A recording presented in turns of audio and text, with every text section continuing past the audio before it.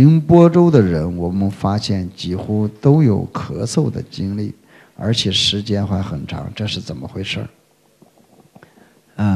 有一个原因是业障现起消业的原因，很多废的东西啊，需要通过咳嗽废气啊，体内的一些垃圾需要咳嗽咳出来。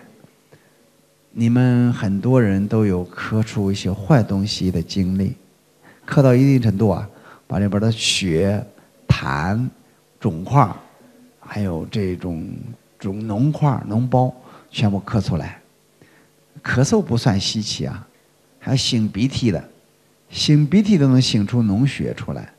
我们那个蔡老菩萨擤出脓血出来，脑震荡好了。还有冒汗，身上冒汗也是排泄本身垃圾物的一种方式。有的人体性寒，怕冷，结果就会排出非常冷的汗，排冷汗。看他冒汗，汗是冷的，身体是凉的。这也是一种调节的方式，排汗也是一种方式。身上长那个疮，也是排泄的一种方式。严重的人会满身长疮，排出那些毒气、毒素出来，还有的人会长出类似红斑狼疮的，或者是那种什么等等一些形状的一些奇形怪状的一些东西。这些东西呢，都是排斥体内毒素的一种方式。不要自娱，不要自娱。你们这儿看到眼唐诗，眼唐诗原来就身上这个前腹后背都长了很多，就像那种皮肤病那个带状疱疹带状疱疹很厉害，然后就没有看，没有吃药，自己就好了，痊愈了，很痛。这些都是排毒的一种方式排毒的方式。还有的会拉大的或者小的都会拉出来。你像有一个严重心脏病的人，咳出来那个血和那个脓痰之后，先天性心脏病都好了都好了。那个在大同的时候有这个案例所以这个咳嗽，还有这个上吐下泻，全是这种方式全是这种方式。我们这里有一位女众，好像断食断了20几天，最后排出宿便，那些脏东西全部排出来这个道场里边，现在有一位大德，已经今天可能是第49天没吃饭了，49天没吃饭，而且精神非常非常好非常非常好。这个看样子再坚持下去也没有问题，真的能如他的愿以偿。因为他的目标要断食90天，这个50天差不多过去了，可能这一过去50天能挺过去，现在状态良好90天就有可能完成我们大家祝愿他圆满完成，好不好？好，这是讲的这个咳嗽，这是一个必然的方式。其次有一个外在的因素，外在的因素是什么呢？这个所有的人温养不好，出去省劲儿。你们说哪些容易得月子病女同志？受风受寒。哪些人容易受风受寒呢？大大咧咧的不在乎的那些人就会容易受风受寒，是不是那你们说走播州的，他这个身体的活跃的深度、程度和广度，超过坐月子的还是不如坐月子的？超过坐月子的。可是你们有没有不戴帽子、不披衣服就跑出来的经历呢？这些都是咳嗽的根源，受风寒的根源。还有的，你们有没有不温养就跑回家的经历呢？很多人不温养就往家跑，这都会生播州病。这个播州病生了以后呢，它这种副产品那么我就问你啊，你咳嗽的时候，是一直一口气把它咳出来好啊，还是把它憋回去好啊？我就打一个比方啊，你们有没有长跑，跑过长跑出现痛的，请举手。啊，还有好几个，好多人呢、啊。你们想想看，你们长跑的时候，肚子就是这个位置有这个位置痛的不得了不得了，痛过去以后怎么样？随便跑，爱跑多远跑多远都不会累，是不是啊？是不是啊？那么你们想啊，如果你跑痛的中间你退下来了，会怎么样？你一辈子都不敢再跑了，是不是啊？太痛苦了，是不是啊？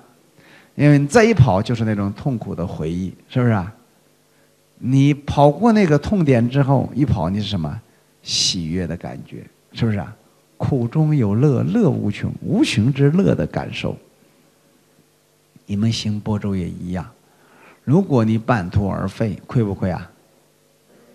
亏死了，是不是啊？你坚持到底，怎么样？其乐无穷啊！是不是？无上微妙，就是一个道理。那天，眼绢师的儿子18岁，在这行般舟，前面行了3个小时，后来行了2个小时，都痛得不得了，就不想行了，就要跑。我就给他说：“你最起码在这行1天1夜。”我问他，他说1天1夜有什么意思啊？我说你跑过长跑啊？他说跑过长跑。我就讲你痛的时候退下来会怎么样？他当然不好了。我说你痛了挺过去怎么样？那很爽啊，很棒啊。我说那个长跑的痛，那么一丁点儿你忍过去，就那么好的利益，是不是啊？那般舟1日1夜你忍过去，利益大不大？哎，他说这是利益大。我说你人生有苦有累，是行般舟的时候吃掉好啊，还是以后慢慢吃好？然后是你行般舟的时候对自己狠点好，还是将来你出去对自己不狠，将来人家对你狠点好？你们说哪个好啊？自己狠点好，自己狠了解决问题了，自己不狠了，将来老被别人欺负，老被冤亲债主欺负一辈子，累不累啊？太不值了，是不是啊？后来小伙子想通了，就在这儿行法了啊，就在这儿行法了。那么这就是讲啊，这个不要被这种东西所吓到啊。咳嗽是个好事情啊，不用管它。当然，我们场内的空气不是太好，空气不好能不能死人啊？啊？死不了人，但是你打开窗户，会不会死人啊？真的要死人了，那很多人会得病，很多人会得病啊！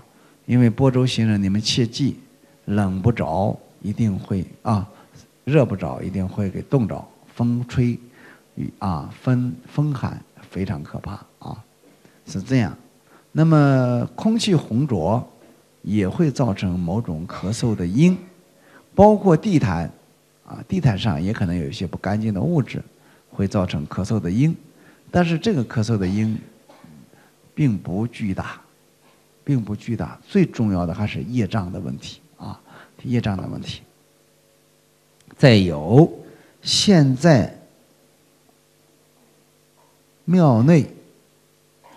寺庙内发现好多人反复发烧，是否行般舟有关？是否在排毒？